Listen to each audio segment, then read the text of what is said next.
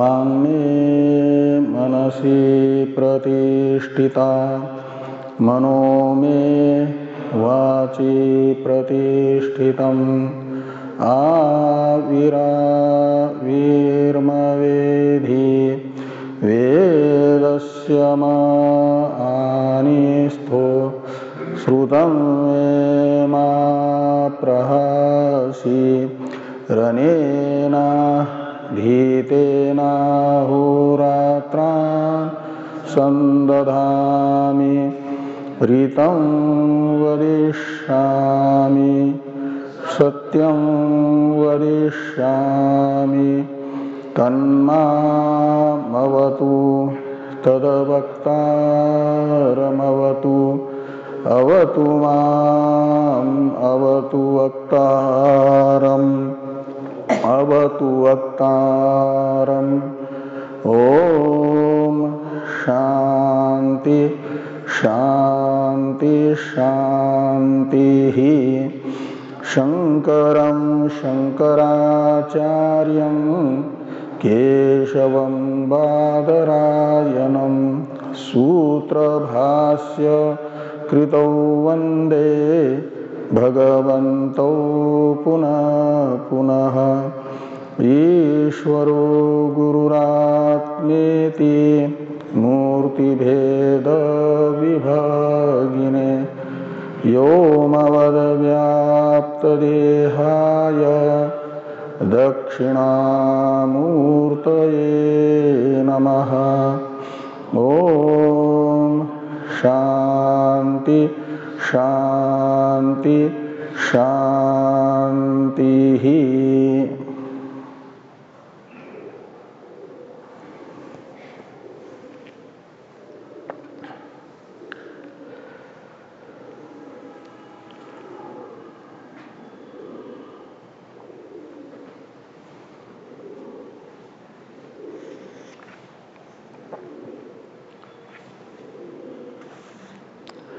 ऋग्वेदीय ऐतरेय उपनिषद के द्वितीय अध्याय के संबंध भाष्य की चर्चा हम लोग कर रहे हैं।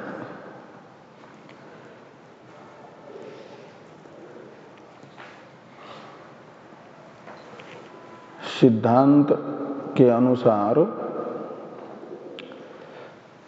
एक नित्य दृष्टि है, एक अनित्य दृष्टि है। नित्य दृष्टि है आत्मस्वरूपा ही,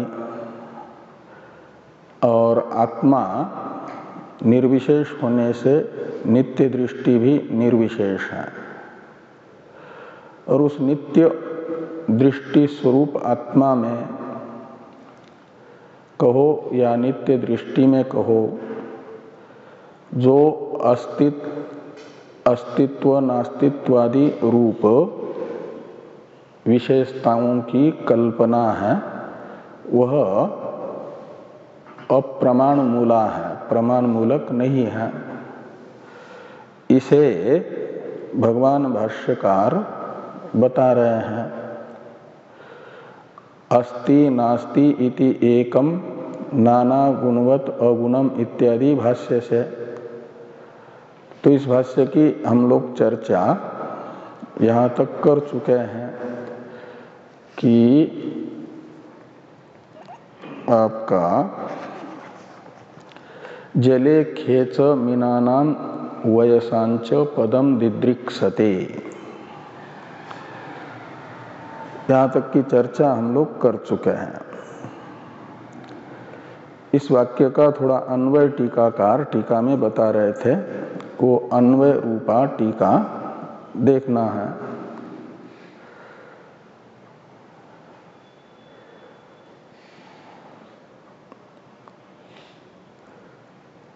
तो जले आरोढ़ुम इत्यत्र खम इति अनुसंग, यानी ये जो लिखा है कि स नूनम खम अपि चर्मवद वेष्टयितुम इच्छति, और सोपानम इवच पदभ्याम आरोढ़ुम, यहाँ पर जो आरोढ़ुम पद है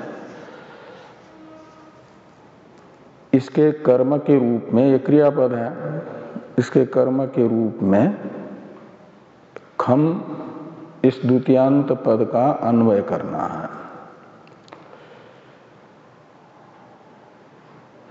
जो नाम रूपातीत वस्तु है यानी निर्विशेष वस्तु है और उसमें अस्तित्वादि विकल्प की इच्छा जो करता है, सविशेष मानना जो चाहता है, उसकी चाह कभी पूरी नहीं होगी। इसे बताने के लिए लौकिक उदाहरण कहा कि जैसे कोई शरीर को ढकने के लिए आकाश को ओढ़ना चाहेगा, जैसे चद्दर ओढ़ी जाती है, तो चद्दर के तरह आकाश को अपने शरीर से लपेटना जैसे कोई चाहता है, तो उसकी चाह ये नित्य बनी ही रहती है, कभी पूरी नहीं होती है। और एक आकाश विषय की उदाहरण बताते हुए कहा, कोई जैसे गृह आदि के छत आदि पर चढ़ना चाहता है पैरों से, तो एक सीढ़ी आदि साधनों से चढ़ जाता है। ऐसे कोई अपने पैरों से सीढ़ी पे जैसे चला जाता है, ऐसे आकाश आरूढ़ होना चाहता है, तो उसकी इच्छा भी अपूरी ही रहेगी, पूर्ण नहीं होगी। और दो उदाहरण बताए थे। जले मीनानाम पदम दिदृक्षते, दिदृक्षते का करता है स है शुरू में, स नूनम खम अपि चर्मवद वेष्टयितुम इच्छति। यहाँ का जो स पद है, इसी का अन्वय दिदृक्षते के कर्ता के रूप में भी करना।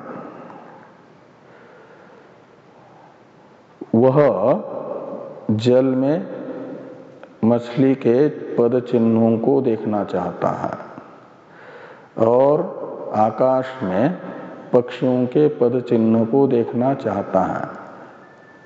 तो वो जो जल में मछली के पद चिन्ह विषयक दिदृक्षा एवं जल आकाश में पक्षियों के पद चिन्ह विषयक जिज्ञासा, ये दोनों हमेशा बनी ही रहती है, कभी पूरी नहीं होती, यानी पद चिन्ह का दर्शन नहीं होता। ऐसे ही निर्विशेष आत्मस्वरूप में कभी कोई प्रामाणिक विशेषता सिद्ध नहीं होगी, और यदि विशेषता दिखती है तो वह विशेषता मानी जाएगी भ्रांति से ही, भ्रांति निमित्ता ही, का मतलब अप्रमाण मूला ही। ये यहाँ तक की चर्चा हम लोग कर चुके थे। जले खे इत्यादि का अन्वय बताते हुए टीकाकार कहते हैं कि जले मीनानाम खे वयसाम इति अन्वय। अब नेति नेति यतो वाचो निवर्तन्ते इत्यादि श्रुतिभ्य, यह वाक्य है ये बताने वाला कि निर्विशेष आत्मा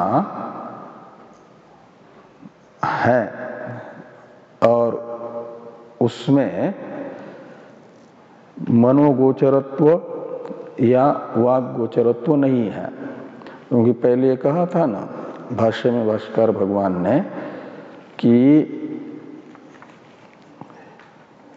सर्व वाक प्रत्यया गोचरे स्वरूपे, और वाक के उपलक्षण माना था टीकाकार ने मन का भी।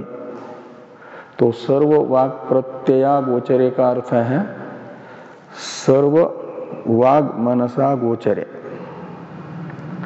तो वाक तथा मन का अविषय है, अर्थात नाम रूप रहित है जो स्वरूप। स्वरूप नाम रूप रहित हैं, इसका ज्ञापक कोई प्रमाण? ये निश्चित हुआ अभी तक की चर्चा से कि जो निर्विशेष होगा उसमें विशेषता प्रामाणिक नहीं सिद्ध होगी। इतना तो पूर्व पक्षी ने स्वीकार कर लिया।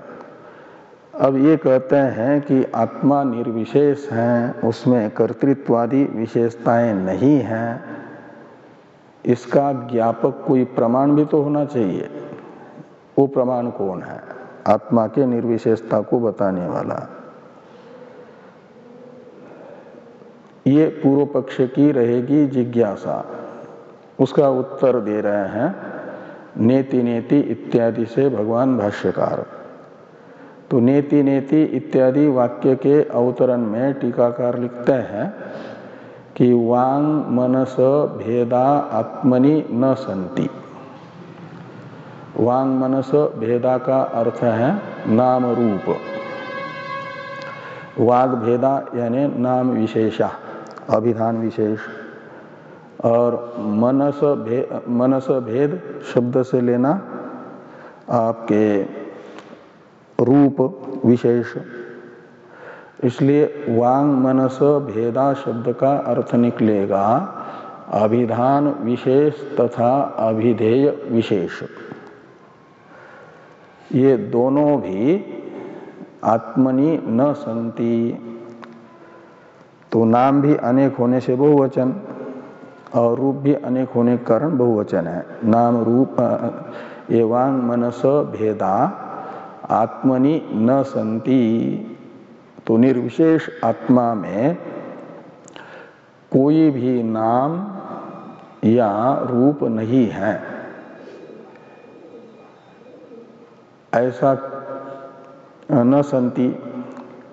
क्यों कहते? इसलिए कि तद अगोचरश्च आत्मा।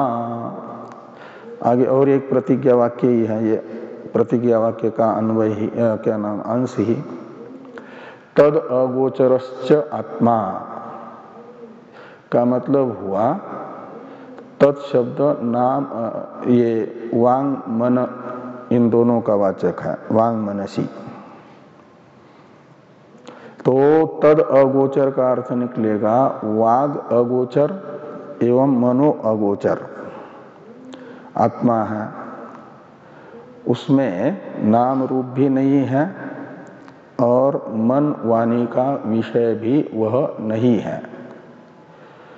इस अर्थ का निश्चायक श्रुति द्वय बताया जा रहा है क्रम से। तो इसलिए कहते हैं इत्यत्र क्रमेण श्रुति द्वयम आह, यानी श्रुति के दो वाक्य बताए जा रहे हैं क्रम से इस अर्थ को बताने वाले। पहले आत्मा में नाम रूप नहीं है, इस अर्थ का ज्ञापक प्रमाण बताया जा रहा है नेति नेति। ये श्रुति वचन है। तो नेति नेति यह दो नकार तथा इकार से युक्त वाक्य में इति शब्द से पहले नाम को लीजिए। तो इति न का अर्थ निकलेगा आत्मनि नाम न, यानी आत्मा का कोई अभिधान नहीं है। तो नाम रूपात्मक जो संसार है, विशेषता है, वह आत्मा में नहीं है।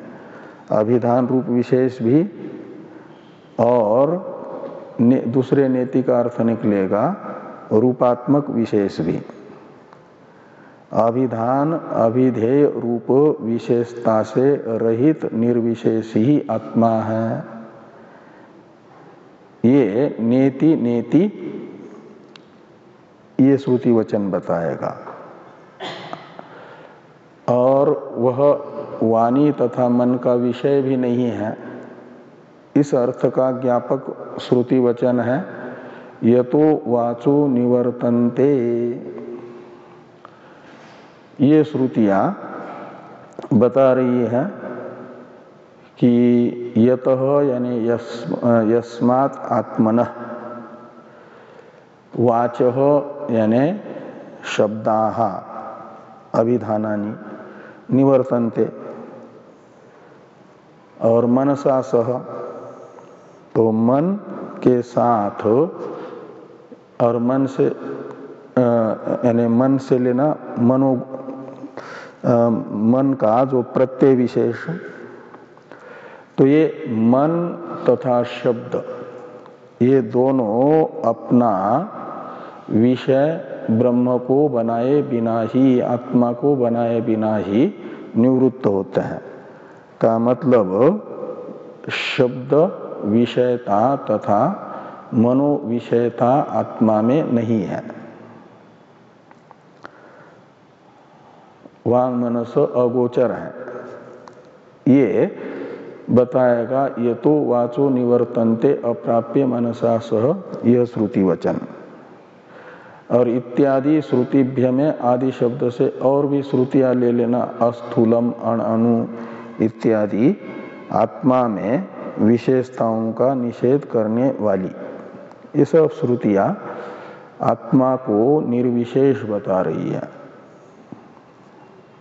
तो इस प्रकार आत्मा की निर्विशेषता सिद्ध होने से ये निश्चित होगा कि उसमें अस्तित्वादि विकल्प यदि किसी को प्रतीत हो रहे हैं तो निश्चित है उनकी प्रतीति प्रामाणिक नहीं है, प्रमाण सिद्ध नहीं है, अपितु भ्रांति है। और भ्रांति के विषय को कहा जाता है अध्यस्त कल्पित। तो आत्मा में ये कर्तृत्वादि विशेषताएं मानी जाएगी कल्पित ही। और आगे कहते हैं कि को अद्धा वेद, इस श्रुति का अवतरण है टीका में, वांग मनसा गोचरत्वे श्रुत्यंतरम आह को अद्धा इति। तो आत्मतत्व मन वाणी का अविषय है, इस अर्थ का ज्ञापक एक प्रसिद्ध तैत्रीय उपनिषद का वचन बताया, ये तो वाचो निवर्तन्ते अप्राप्य मनसा स। ये इससे भिन्न जो वचन होगा ऋग्वेद के ही, ऋग्वेद का ये वचन, उसे कहा जाएगा श्रुत्यंतर। तैत्रीय श्रुति तो है यजुर्वेद की, तो श्रुति शब्द से लीजिए तैत्रीय श्रुति का वचन ये तो वाचो निवर्तन्ते, और श्रुत्यंतर शब्द से लिया जाएगा ये ऋग्वेद का जो वाक्य बताया जा रहा है, को अद्धा वेद, ये है श्रुत्यंतर। इस श्रुत्यंतर से भी आत्मा में मन वाणी का अविषयत्व सिद्ध होता है। इसे कह रहे हैं कि को अद्धा वेद, इसमें अद्धा शब्द का अर्थ होता है साक्षात। तो साक्षात को वेद,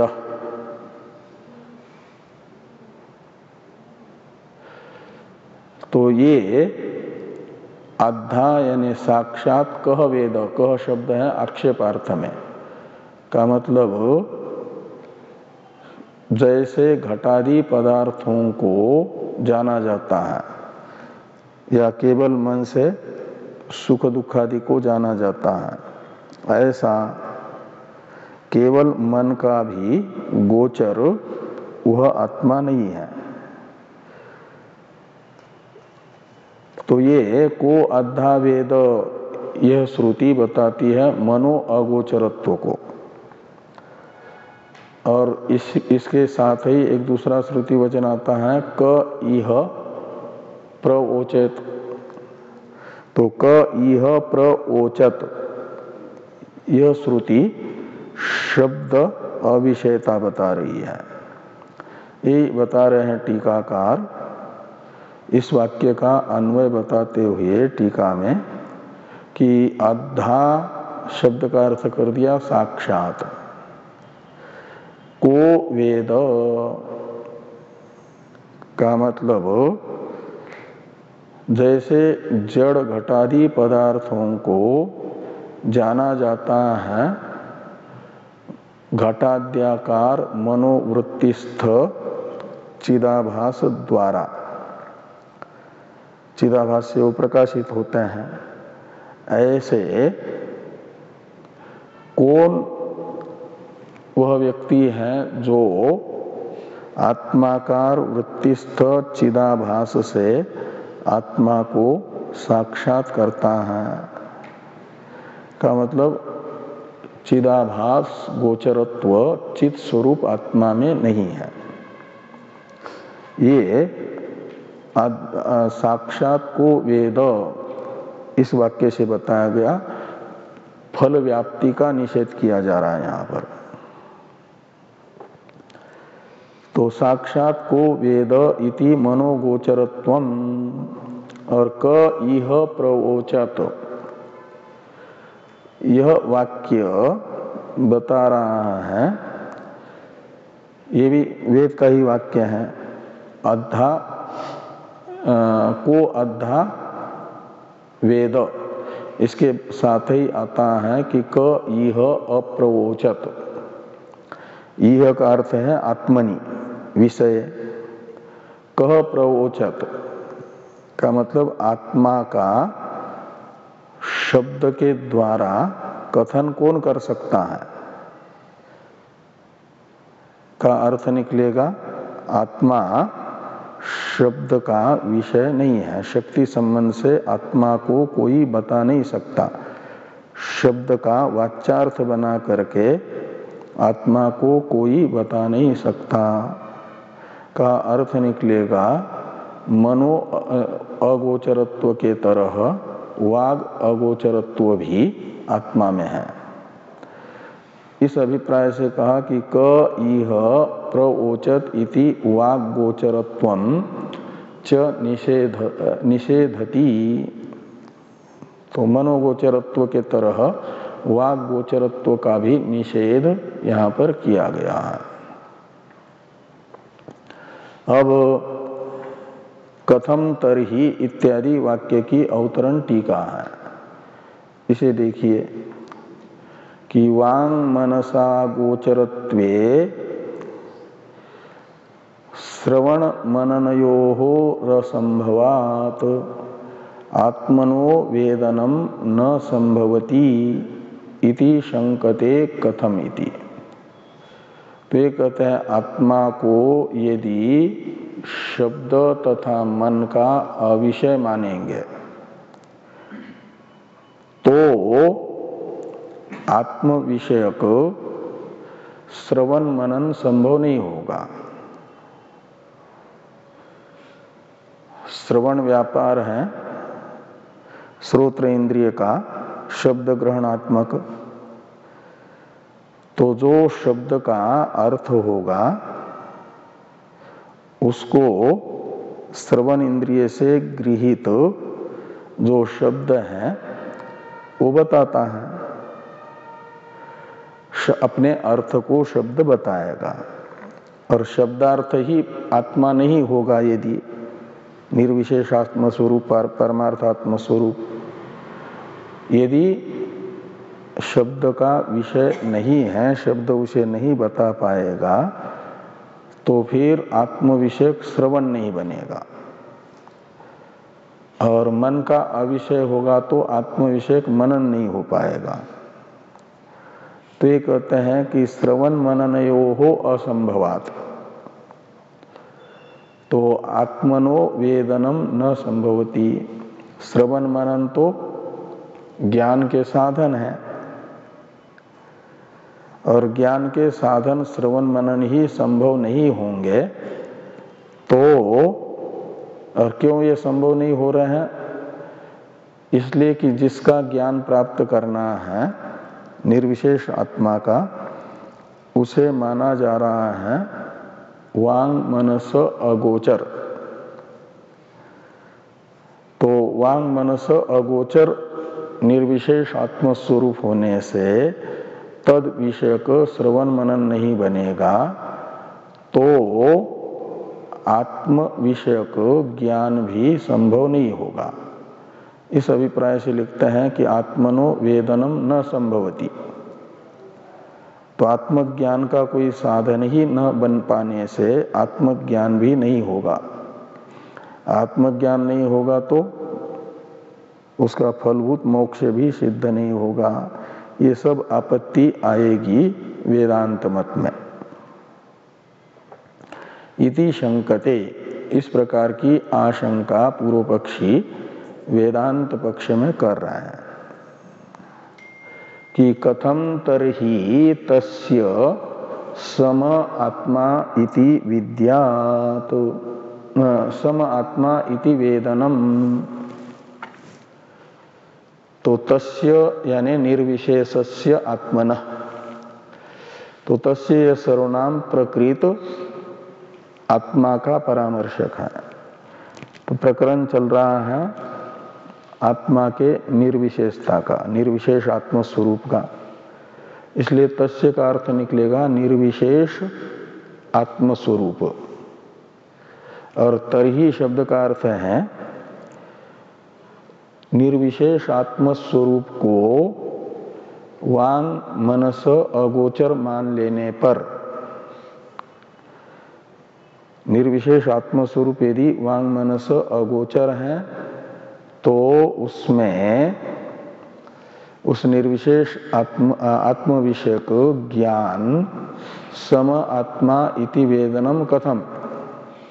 तो कथम शब्द पूर्व पक्ष के अनुसार यदि आक्षेप अर्थ में है तो पूर्व पक्षी ये कहेंगे कि आत्मवेदन संभव नहीं होगा, और श्रुति कह रही है सम आत्मा इति विद्यात्। तो सम आत्मा, इसमें सम शब्द का अर्थ है निर्विशेष। तो सम आत्मा है यानी एक रूप आत्मा है, निर्विशेष है, ऐसा आत्म विषयक ज्ञान कैसे संभव होगा आत्मा को मन वाणी का अविषय मान लेने पर।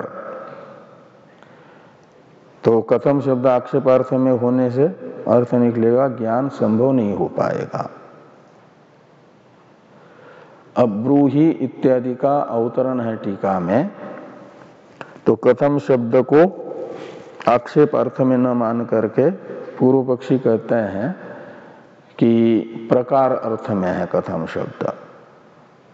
इस अभिप्राय से आगे केन प्रकारेण इत्यादि कहा जा रहा है। तो ब्रूहि इस वाक्य के अवतरण टीका को देखिए कि तरहि मा अस्तु आत्मवेदनम इति आशंक्य श्रुतेः अनतिशंक्यत्वात् आत्मवेदन निषेध अयोगात् तत्र उपायं पृच्छामि इत्याह ब्रूहीति। तो वेदांती पूर्व पक्षी से कहेंगे कि तरही, तरही का अर्थ है वांग मनस अगोचर आत्मा को मानने पर आत्मज्ञान संभव नहीं होगा, ये जो आप कह रहे हो। तो कहते मान लो कि आत्मज्ञान नहीं होता है, वेदांती सिद्धांती वेदांती कह रहे हैं पूर्व पक्षी से कि मा अस्तु आत्मवेदनम। तो आत्मवेदन भले ही न हो, कोई बात नहीं है, क्योंकि आत्मा तो वेदांत मत में स्वयं प्रकाश है, वह स्वयं भास रहा है। जो स्वयं भास रहा है उसका ज्ञान की क्या जरूरत है? सूर्य के जानने के लिए प्रकाश की जरूरत नहीं है, सूर्य के ज्ञान के लिए, क्योंकि वो सूर्य स्वयं प्रकाश स्वरूप है, अपने प्रकाश से ही प्रकाशित हो रहा है। ऐसे चित स्वरूप आत्मा स्वयं ही भास रहा है, ये वेदांती का अभिप्राय है। इस अभिप्राय से सिद्धांति ने पूर्व पक्षी से कहा कि आत्मवेदनम मा अस्तु, तो आत्मवेदन नहीं हो रहा है तो मत होने दो, फिर कोई बात नहीं है। तो पूर्व पक्षी कहते हैं आपके कहने से आत्मवेदन का निषेध नहीं किया जा सकता। श्रुति कह रही है कि आत्मज्ञान होता है, जो असंभव अर्थ होगा उसका विधान तो श्रुति नहीं करेगी ना। इसको बंद कर दो महात्मा जी।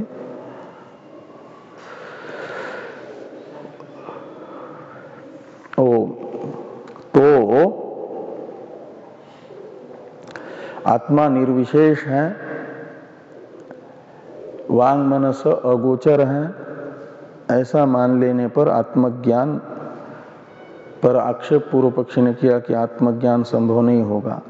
तो सिद्धांति ने कहा कि हम कहाँ कह रहे हैं कि आत्मज्ञान संभव है, मान लो कि आत्मज्ञान असंभव ही है, होता नहीं है। इस पर पूर्व पक्षी कहते हैं ये आपकी बात स्वीकार्य तब होगी जब श्रुति कहेगी कि आत्मज्ञान नहीं होता है, लेकिन श्रुति तो कह रही है आत्मज्ञान होता है। इस अभिप्राय से पूर्व पक्षी आगे कह रहे हैं कि श्रुते है अनतिशंक्यत्वात्, ये पूर्व पक्ष है। आशंके के पहले सिद्धांति ने कहा था कि तरहि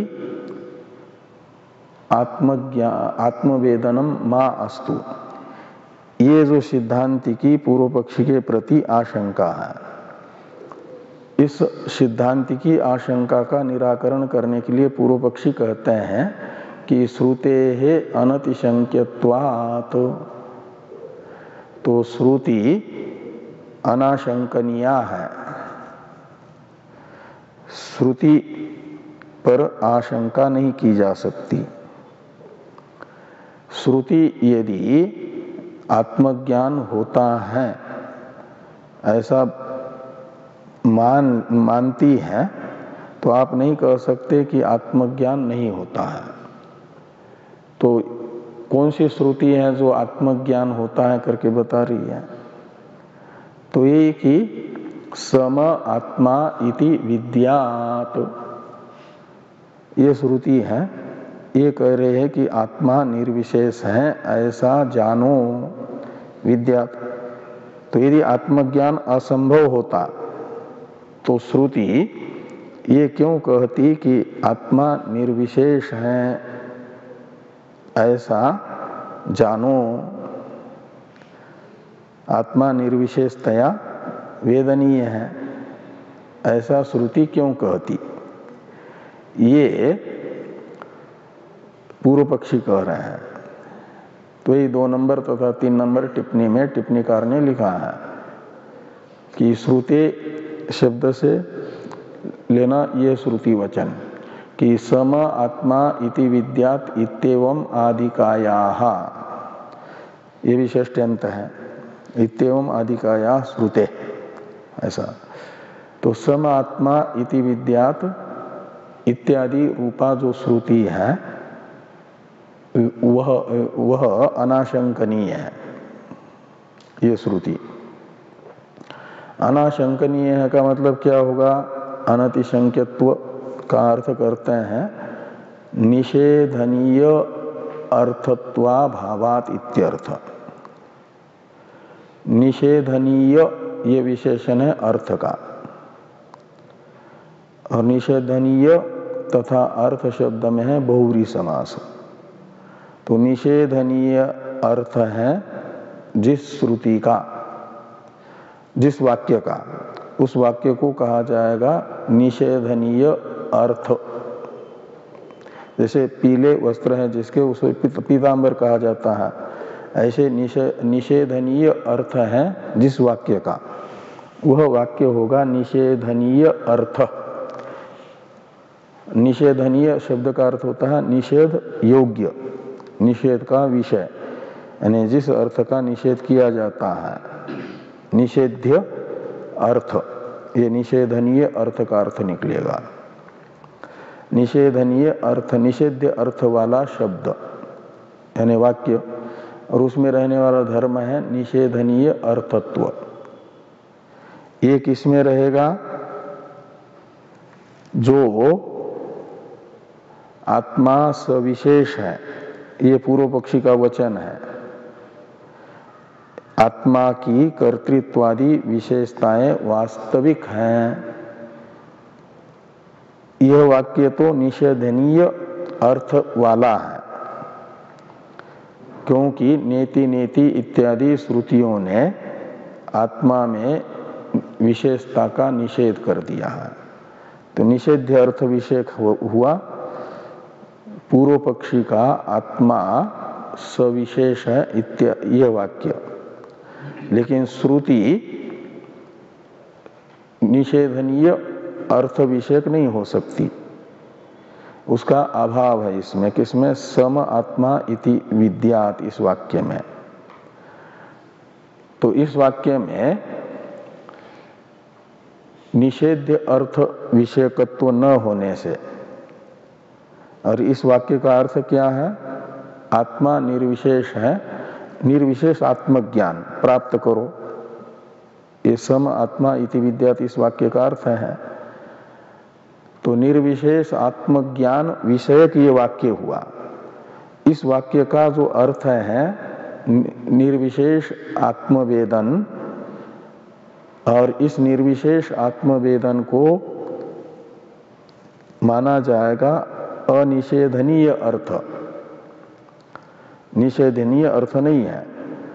तो इसलिए इस वाक्य में निषेधनीय अर्थत्वा भाव रहेगा, न कि निषेधनीय अर्थत्व। ये पूर्व पक्षी ने कहा श्रुते अनतिशंक्यत्वात् सम आत्मा इति विद्यात्, यह श्रुति अनाशंकनीया है, यानी इस श्रुति के अर्थ पर आक्षेप नहीं किया जा सकता। इसलिए मानना होगा कि आत्मवेदन निषेध अयोगात, योगात का अर्थ होता है संभवात, अयोगात का अर्थ निकलेगा असंभवात। और क्या असंभव है? तो आत्मवेदन निषेध, यानी आत्मज्ञान का निषेध असंभव होगा, क्योंकि श्रुति कह रही है कि आत्मज्ञान होता है, संभव है। संभव होगा तभी तो सम आत्मा इति विद्यात् ऐसा श्रुति बताएगी अपने अधिकारी को। तो आत्मवेदन का निषेध संभव न होने से, ये किसने कहा? पूर्व पक्षी ने। इसलिए आप ये नहीं कह सकते कि आत्मज्ञान नहीं होता है तो मत होने दो, कोई बात नहीं। ऐसा सिद्धांति से पूर्व पक्षी ने कहा कि आत्मवेदन निषेध अयोगात। तत्र उपायम पृच्छामि, इसलिए मैं कथम तत्र तस्य समात्मा इति वेदनम, इस वाक्य से आत्मज्ञान का निषेध नहीं कर रहा हूं, ये पूर्व पक्षी का कथन है। अपितु मैं क्या कर रहा हूं? तो पूर्व पक्षी कहेंगे कि तत्र उपायम पृच्छामि, तत्र यानी आत्मवेदने, उपायम पृच्छामि, आत्मा को वांग मनस अगोचर मान लेने पर आत्मज्ञान का उपाय क्या होगा, आत्मवेदन का प्रकार क्या होगा, उस प्रकार को मैं जानना चाहता हूं। इति आह, इस अभिप्राय से पूर्व पक्षी ये कहते हैं कि ब्रूहि केन प्रकारेण तम अहम सम आत्मा इति विद्याम।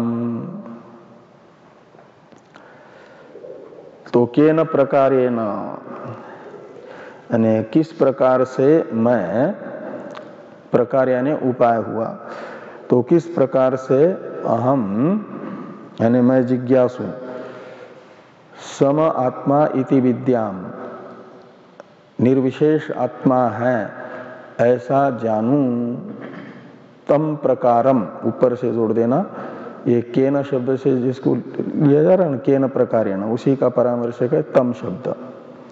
तो तम प्रकारम ब्रूहि, ब्रूहि के साथ कर्म के रूप में अन्वय करना तम शब्द का, द्वितीयांत तम का, और तम शब्द का अर्थ निकलेगा वो प्रकार।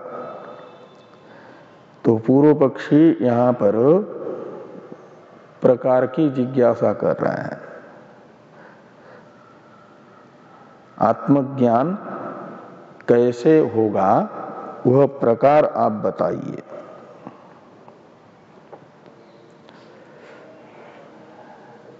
थोड़ा टीकाकार अन्वय बताते हैं इस वाक्य का कि केन प्रकारेण सम आत्मा इति विद्याम तम प्रकारम ब्रूहि इति अन्वयः। किस प्रकार से सम आत्मा ऐसा मैं जानूं, वह प्रकार आप मुझे बताइए। ये जब पूछा गया प्रकारात्मक ज्ञान का, तो उस प्रकार को बता रहे भाष्यकार भगवान एक आख्यायिका के माध्यम से। यद्यपि प्रकार पहले बता चुके हैं, श्रुति से ही निर्विशेष रूप से आत्मा का ज्ञान होगा, लेकिन किस प्रकार? अन्य निषेध द्वारा। सीधे सीधे श्रुति शब्द का विषय बना करके नहीं बताएगी, अपितु जो जो शब्द का विषय बनता है बताएगी, वह आत्मा नहीं है। जो जो शब्द का विषय बनेगा वह अनात्मा है।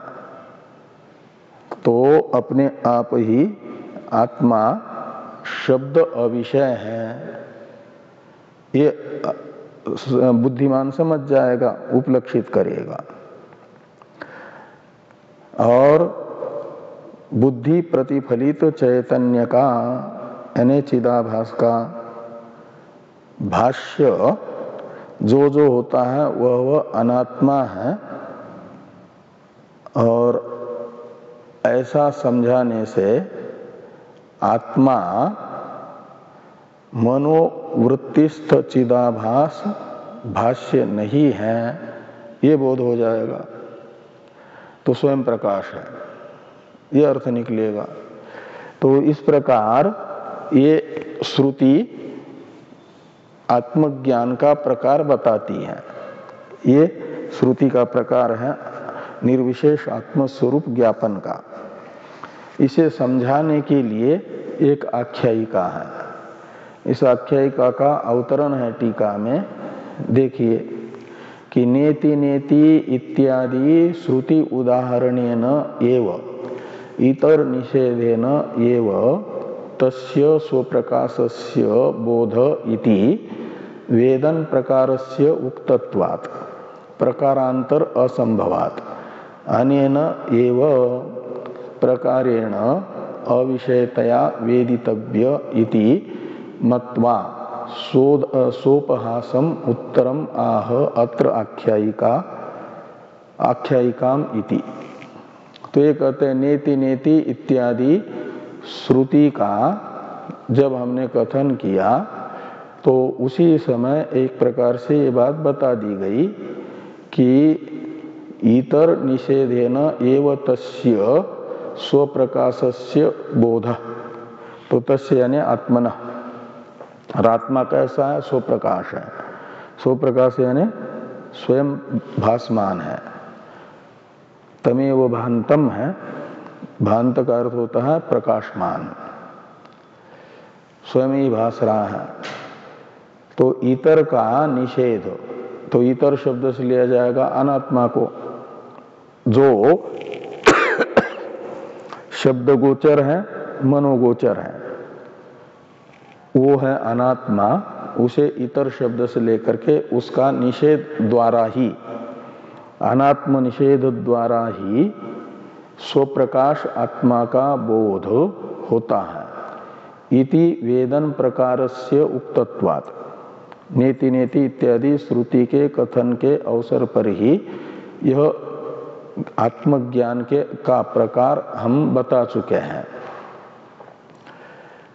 तब भी कहते प्रकारांतर, और आगे कहते प्रकारांतर असंभवात।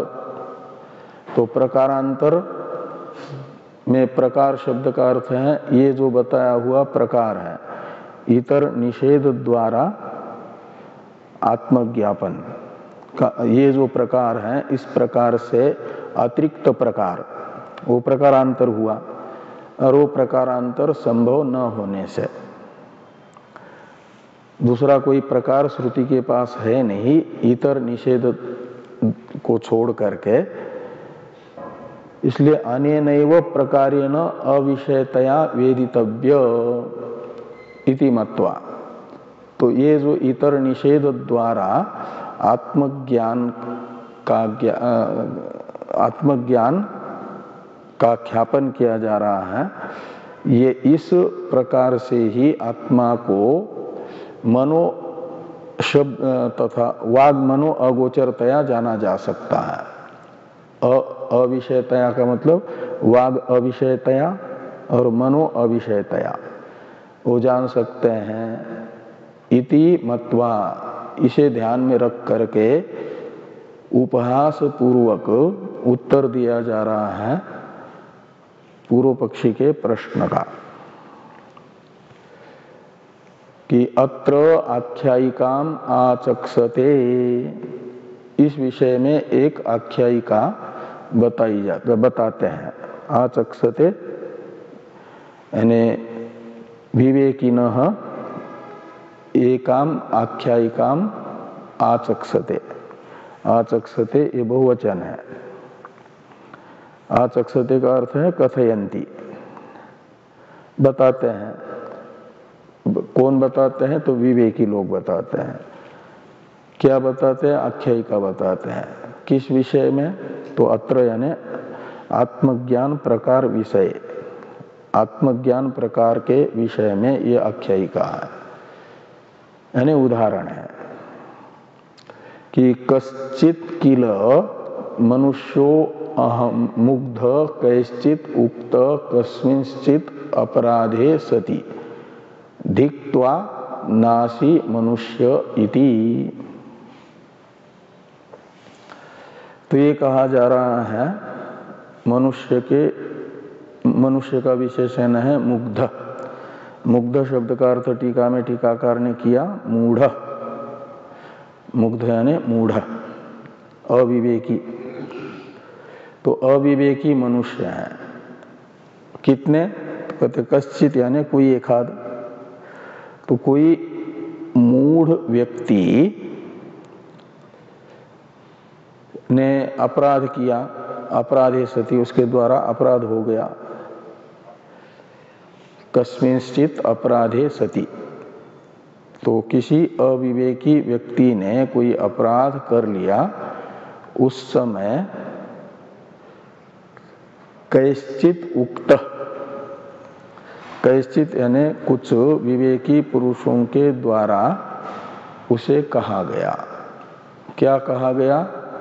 कि धिक्त्वा, तुम्हें धिक्कार है। धिक्त्वा का अर्थ निकलेगा नासी मनुष्य, तुम मनुष्य नहीं हो। बहुत बड़ा कोई अपराध किया है तो धिक्कारता है व्यक्ति विवेकी, तुम्हें धिक्कार है, तुम तो मनुष्य ही नहीं हो, ऐसा कहा गया उस मूढ़ व्यक्ति को। और वो मूढ़ व्यक्ति जो अविवेक के कारण जो शब्दों का वाच्यार्थ निकल रहा है वही समझ लेता है। ये कहा कि नाशी मनुष्य, तुम मनुष्य नहीं हो, तो फिर वह मूढ़ व्यक्ति मान लेता है कि इसने तो सही कहा, मैं मनुष्य ही नहीं हूं। तो फिर मैं मनुष्य नहीं हूं तो अपनी मनुष्य रूपता को जानने के लिए किसी दूसरे के पास, विवेकी के पास जाता है, उसे पूछता है। ये सब आगे बताया जा रहा है। कि समुग्धतया आत्मनो मनुष्यत्वं प्रत्याययितुं कंचित उपेत्य आह। अब मूढ़ता के कारण अपने मनुष्यत्व को जानने की इच्छा से क्या करता है कि किसी विवेकी विशेष के पास पहुंच जाता है, जो जिसको अपना हितैषी समझता है। ऐसे हितैषी विवेकी पुरुष के पास पहुंचा, उपेत्य ने उसके पास में गया और पास में आकर के कहता है कि ब्रवीतु भवान को अहम अस्मि इति। तो आप मुझे बताइए कि मैं कौन हूं। फलाने ने तो कहा कि तुम मनुष्य नहीं हो, मैं कौन हूं बताइए। तो वो जो विवेकी व्यक्ति है उसे मालूम है कि ये तो मूढ़ है, मूर्ख है, तो कहते हैं स तस्य मुग्धताम ज्ञात्वा आह। तो तस्य यानी जो पूछ रहा है मैं कौन हूं, ऐसे व्यक्ति की मुग्धता को यानी मूढ़ता को समझ करके स यानी जिसके पास वो पहुंचा है उस व्यक्ति ने कहा, क्या कहा कि क्रमेण बोधयिष्यामि इति। तुम कौन हो इसे मैं क्रम से बताऊंगा, ऐसा कहा। और फिर स्थावरादि आत्मभावम अपोह्य। तो स्थावरादि यानी तुम वृक्षादि नहीं हो। स्थावर कहते हैं वृक्ष को। स्थावर जंगम दो प्रकार के हैं ना प्राणी,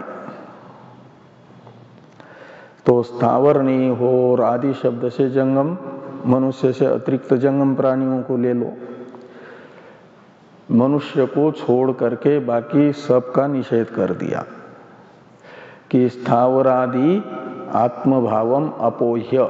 अपोह्य का अर्थ है निषिध्य, निषेध करके।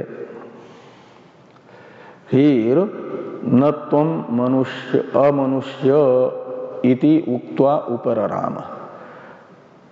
पहले मनुष्य से अतिरिक्त सब का निषेध कर दिया कि तुम स्थावर नहीं हो, पक्षी नहीं हो, पशु नहीं हो, ये सब निषेध करने के बाद ये कहा कि तुम अमनुष्य नहीं हो। ये कह करके शांत हो गया। इति उक्त्वा उपरराम। इसमें जो स्थावरादि पद है इस पर टीकाकार लिखते हैं कि न त्वं स्थावरादि रूप इत्यर्थ। स्थावरादि आत्मभावम अपोह्य इसका अर्थ कर दिया कि तुम स्थावरादि रूप नहीं हो, यानी अमनुष्य नहीं हो। ननु इतर निषेधेन तद भेद ज्ञानेपि त्वम एवं भूत इति अनभिधाने। अब ये नासी इत्यादि का अवतरण है आगे का। इससे पहले टीका में और है, थोड़ा वो पढ़ लीजिए कि स तम मुग्ध प्रत्याह। तो समुग्ध तम प्रत्याह। तो समुग्ध यानी वो जो मूढ़ व्यक्ति है, तम शब्द से लेना जिसके पास अपनी मनुष्यता को जानने के लिए गया था उसे। आह प्रत्याह यानी कहता है, क्या कहता है कि भवान माम बोधयितुम प्रवृत्तः। आप तो मुझे बताने के लिए प्रवृत्त हुए थे मेरा स्वरूप क्या है करके, यानी मैं मनुष्य हूं कि नहीं, इस संशय का निराकरण करने के लिए प्रवृत्त हुए थे। और इस समय तो तुष्णिम बभूव, तो शांत हो गए हो। किम न बोधयति, आप मुझे क्यों उपदेश नहीं करते हो। तादृक एव इत्यादि से तादृक एव तद्भवतो वचनम, तो आपका वचन तो वैसा ही है। कैसा कि एक प्रकार से कोई जानने के लिए गया है और उसे बताए बिना थोड़ा कुछ इधर उधर का बता दिया और शांत हो गए, ऐसा ही ये आपका वचन है। मैं कौन हूँ, मनुष्य हूँ कि नहीं हूँ, इस संशय का निराकरण करने के लिए तुम मनुष्य हो ऐसा उपदेश तो कर नहीं रहे हो। तो ऐसा आपका ये वचन है।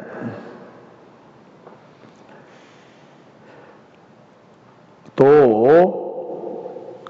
आगे है नासी अमनुष्य इत्यादि वाक्य, इसकी अवतरण टीका भी है। इस टीका को तथा नासी अमनुष्य इति उक्तेपि इत्यादि का अवतरण टीका एवं भाष्य को हम लोग देखते हैं कल।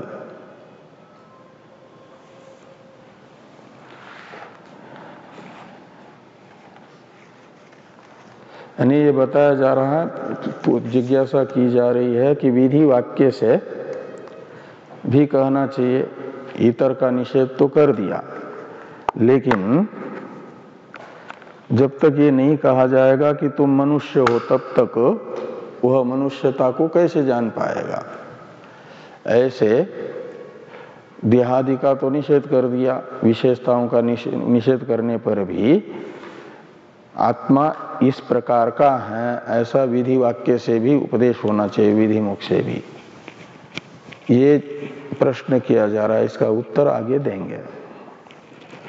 ओम वांग्मे मनसि प्रतिष्ठिता मनो मे वाचि प्रतिष्ठितम् आविराविर्मयेधि वेदस्य आनिस्थ श्रुतं मे मा प्रहासि रनेनाधीतेनाहोरात्रां संदधामि ऋतं वदिष्यामि सत्यं वदिष्यामि तन्मामवतु तद्वक्तारमवतु अवतु माम् अवतु वक्तारम् ओतु वक्तारम्। ओम शांति शांति शांति। शंकरं शंकराचार्यं केशवं सूत्रभाष्य कृतौ वंदे भगवन्तो पुनः पुनः। ईश्वरो मूर्तिभेद व्योमवद व्याप्तदेहाय दक्षिणामूर्तये नमः। ओम शांति शांति शांति।